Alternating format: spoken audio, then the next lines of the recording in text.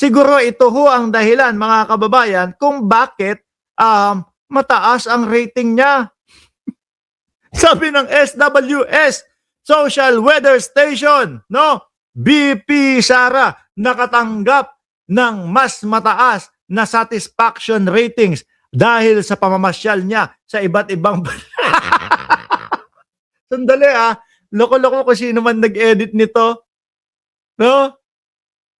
Hindi, ano ho yan kumbaga mga bossing, pambubwisit pang-aasar yan O, tingnan mo, BP Sara nakatanggap ng mas mataas na satisfaction ratings dahil sa pamamasyal niya sa iba't ibang bansa. Biruin mo, ikaw ba naman ang sabihan niyan? Di ho ba? Sino ba naman ho, mga kababayan, ang tataas ang ratings? Kung ang lagi po nating nakikita na ginagawa ng Vice Presidente ay paulit-ulit lang pong bring him home. Diba? Tapos, yung ratings naman ng ating Pangulo na walang sawa, na nagtatrabaho, puro trabaho ang ginagawa, bumabagsak naman daw ho, mga kababayan. O ngayon, paano mo papaniwalaan yan? Diba? Paano mo ngayon papaniwalaan ho yan, mga bossing? Kabaliktaran, yung mga inilalabas na mga survey na tumataas si BP Sara at ang ating presidente ay bumababa ho. Ang Pangulo, tingnan nyo nga, paglaban sa korupsyon. Doon sa mga farmers natin, hindi pinapabayaan. Sino pa? Yung mga pabahay, ayan, kung ano yung kanyang pangarap. Bigas na 20 pesos. Tupad na din. Di ba? Yung pinangako ni Marcoleta na 2,000 pababa na kuryente, kahit papaano, kahit hindi ganun kalaki, ng Pangulo, na ipararating ng Pangulo sa kapwa natin Pilipino. Di ho ba, mga bossing? Tapos paano ho tayo maniniwala na ganito talaga yung ratings daw? Ang Vice Presidente tumataas, plus 28. Kada mababalitaan natin, kada makikita natin, doon sa mga balita, ano nakikita natin? Bring him home. Sabi ni Henry Victorio, nagsisimba yan, pero hindi marunong magdasal si BP Sara. Pakitang tao lang yan, Boss Mark. Shout out naman, watching from Dagupan City, Pangasinan. Diyan daw nagsimba ang Vice Presidente Hindi mo ba napansin? Hindi mo nakita?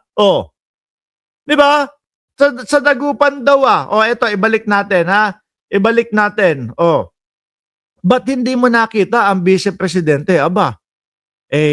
Ayan di sana nagpa-autograph ka, boss. No, ayan. Mas, Simbahan na Bato, Annunciation of the Lord Parish, Barangay Bonwak, Giset, Dagupan City. Di mo napansin yan, nalagpasan ka, boss. Di ba? Pero hindi mga kababayan. Promise.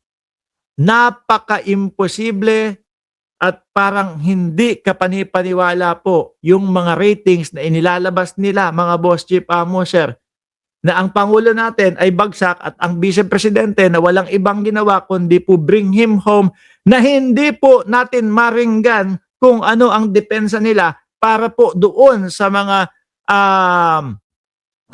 confidential funds na issue at doon po sa pagbabanta sa buhay ng Pangulo, asawa ng Pangulo at pinsan ng Pangulo. Di ba? Lahat po yan. Tapos sasabihin nila, tumataas. Ano yun? Bobo, mga Pilipino? Ganun po ba tayo kabobo? Ay sige, boboto ko to.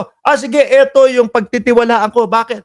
Kasi hindi niya sinasagot yung confidential funds kasi nagbabanta siya sa buhay ng Pangulo, asawa ng Pangulo at pinsan ng Pangulo Tapos nung hinihingan siya ng dahilan o hinihilangan siya ng depensa niya, hindi siya pumunta, hindi siya kesyo daw meron daw pa-party doon sa mga journalist.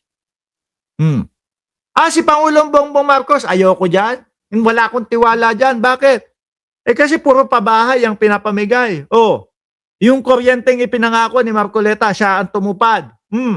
Ano pa? Lumalaban kasi sa korupsyon. Kaya ayoko. Wala akong tiwala kay Bongbong Marcos. Ganun po ba yun kabaliktad? Kaya ang nangyayari mga boss chief sir, eto pong mga kababayan natin, ini-ignore na lang po, hindi na lang po pinapansin yung mga sinasabing mga survey na yan. Dahil alam po natin mga kababayan manipulado na din yung mga yan.